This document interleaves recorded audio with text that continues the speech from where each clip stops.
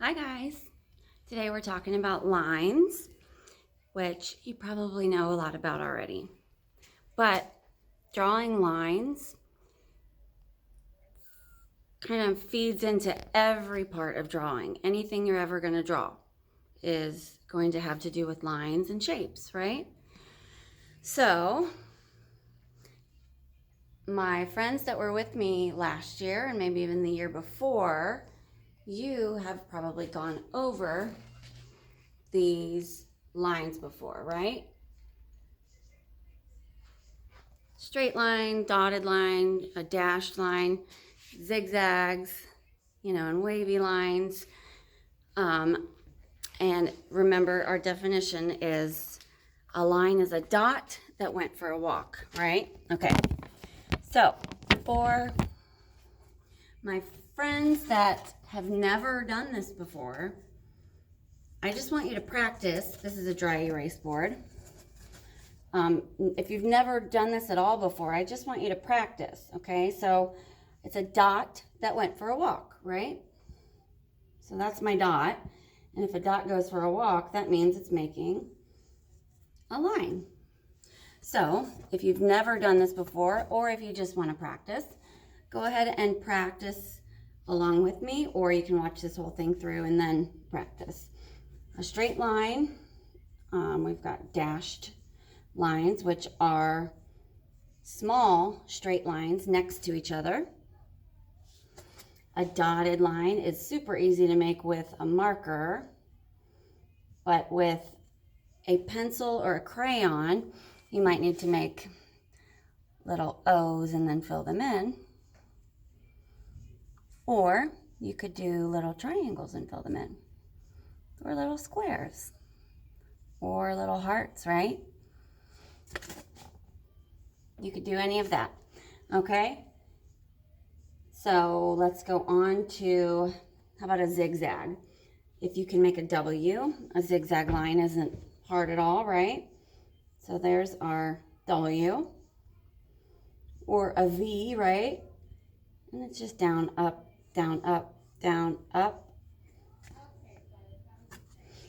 And a wavy line is an awful lot like that, just not as sharp, but it's that same fluid up, down, right? And sometimes you might get to the end of a few lines and think, I've done them all. What's left to do, right? But you can actually really change things up just by changing the size of these lines. So you could do zigzags and waves a few more times and just change the sizes. What if I am drawing mountains in a background of a picture? I'm looking at it sideways, so let's try to make that a little more.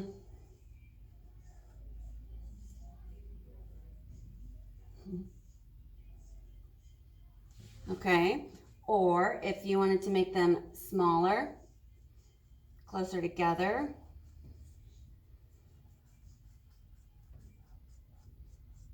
if you were drawing, maybe if you wanted to put grass in your picture, it might look a little bit like that. Or if you were drawing a monster or a pumpkin for this time of year, the teeth might look a little bit like this, okay? Or even if you're just drawing, the texture on trees and things, and then waves would be the same way. You could make waves that are close together, or maybe they're close together but higher up, or maybe it's a little bit of variety,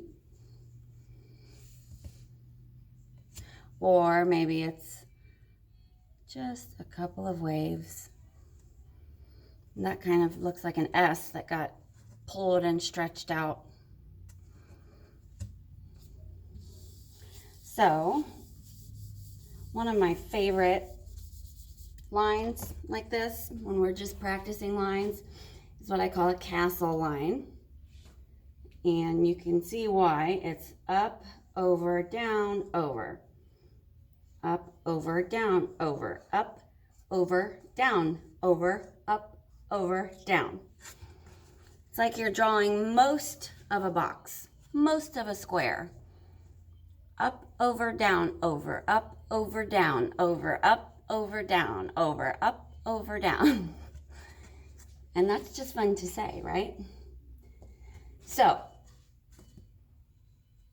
what else could we do? Oh, the wave line, when you're drawing the ocean, or if you want to make a boat and the waves are around it.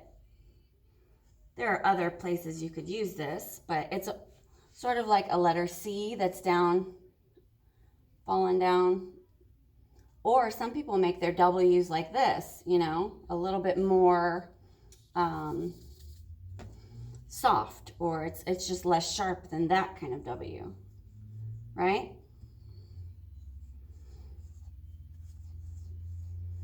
And this, again, is one of those things that you could make in different variations. And if I would put a straight line right on top of that, it would kind of look like a border or a lace trim. You know what I mean? That might be on the bottom of a dress or a skirt or a tablecloth. Once you get used to that, you could even start adding things in here. What if I want to make little petal shapes or tear shapes in there? Or what if I just want to make lines? It would almost look like half of a lemon, right?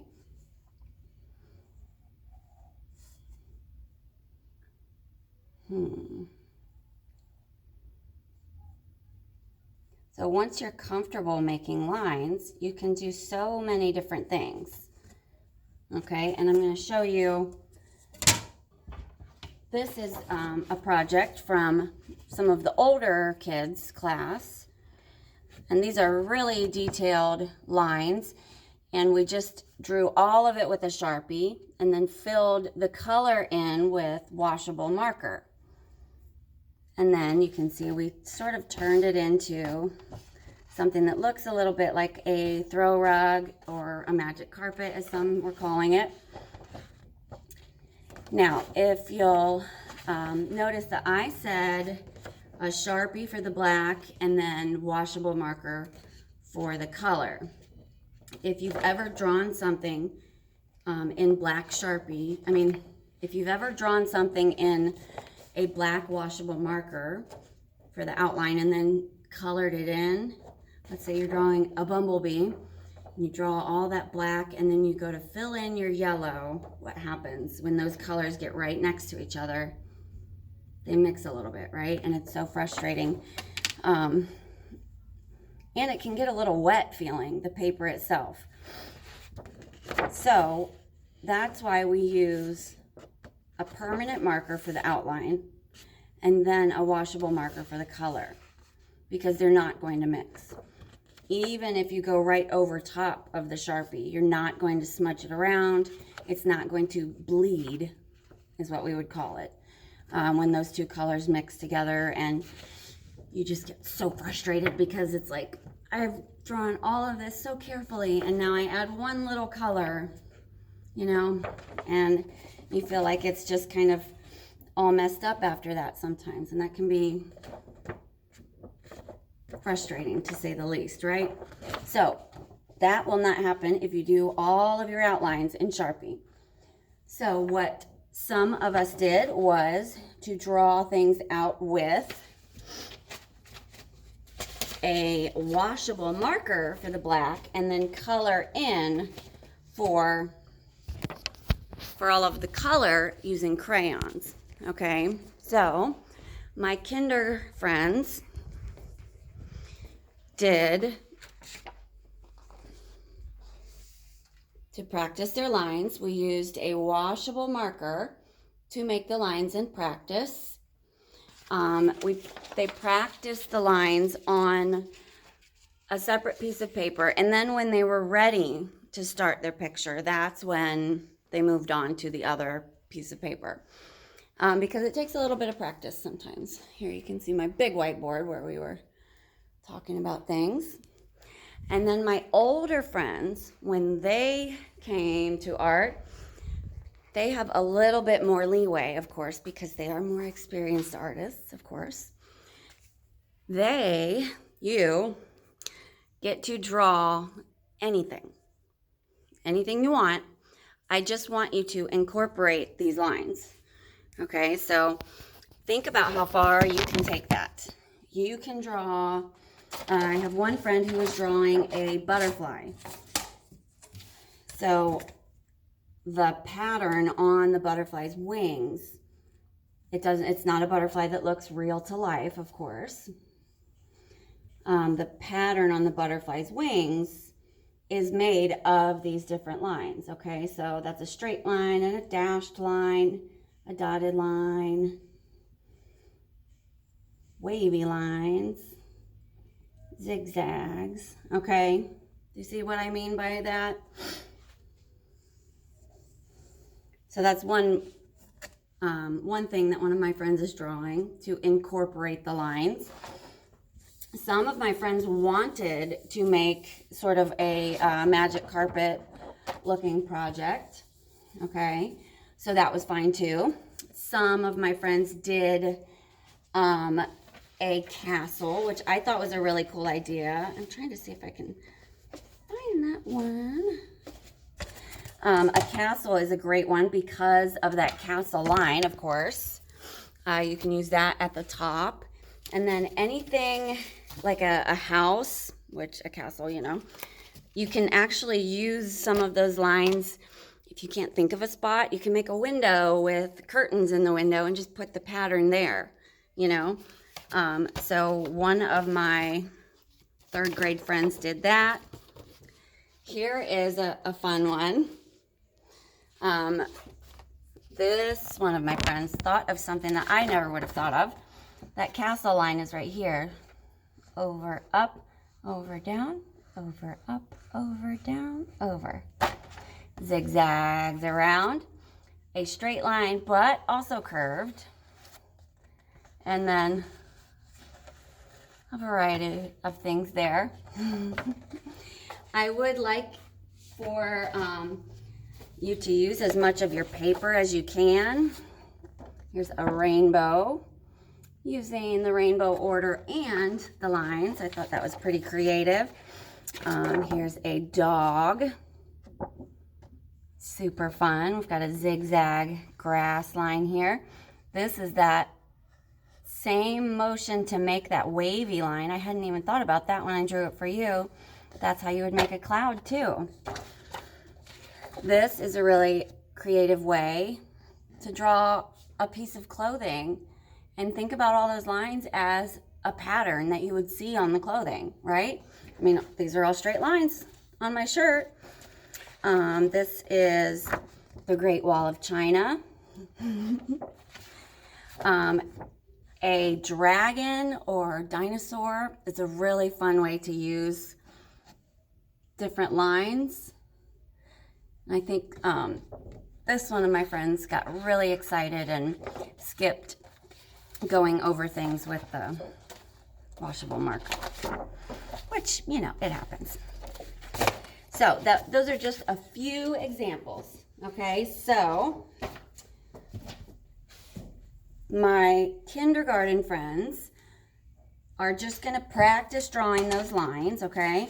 And your paper, when you're done drawing them, it might just look like this. I'd like you to have at least, fix my line here, 1, 2, 3, 4, 5 kinds of lines, okay? And then you can color in between these spots. Or, I mean, some of my friends colored right over those lines too. See how that is right through and over them, okay? It's not just in between and staying in the lines. That's okay too. So I just would like you to use some color. And remember, we're doing crayon with marker, or you could do black crayon for the outline if you don't have a black marker. But if you use pencil for the lines and then color in, we've seen that it just doesn't, those lines just don't show up very well. And then my older friends, you are allowed to, so that would be my 2nd grade friends and up, okay? You can use any of these lines and more. If you can think of more, of course you can use those, okay? You can use any of those lines to draw any picture you want to draw. I just want to see some of these in there, and I want you to know where they are, okay? So be thinking about that, okay? And so I know some of you are really into drawing, and you might even be rolling your eyes going, this is nothing for me. Well then, look closely at some more detailed types of lines, and you can use those too. Oh, one thing I did not mention, you can add another zigzag or wavy line on top of the first one to create a pattern, okay? So if you know how to make a zigzag line, then you can just do that again. So I started at the top here and went down. I'll start at the bottom and go up. Okay, and that on a sweater, it's called an argyle print when it looks this way. Sort of like a bunch of diamonds next to each other. And that can be really fun to color in.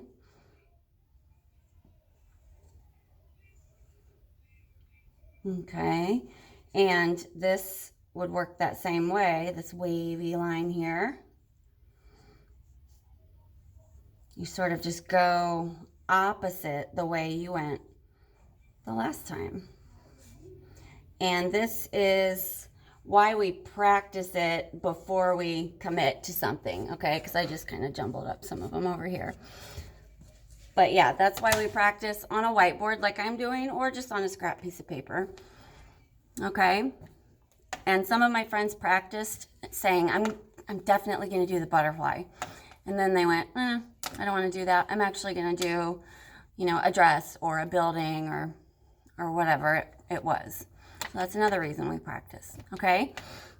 And this is a fun one for my younger friends to just sort of learn these lines, and my more advanced friends to revisit them and then just sort of see where it takes them, okay? I'd love to see what other kinds of lines you can come up with. And I mean, who knows, you might be watching this and you might be halfway done already. But here these are some of the basics one more time, and the rainbow order there. And we've kind of got examples all over the room. Those are some of the assignments and examples up on the wall. That's the big whiteboard. And let's go to, I was right over here and I forgot this. This whiteboard has shapes already on it. You can always put some shapes in there too. You can have them right on top of your lines or in between your lines. And then this last one is just a simple piece of drawing paper. So I can't wait to hear from you. We all miss seeing your faces every day. So keep that artwork coming and have fun. We'll talk to you soon. Bye.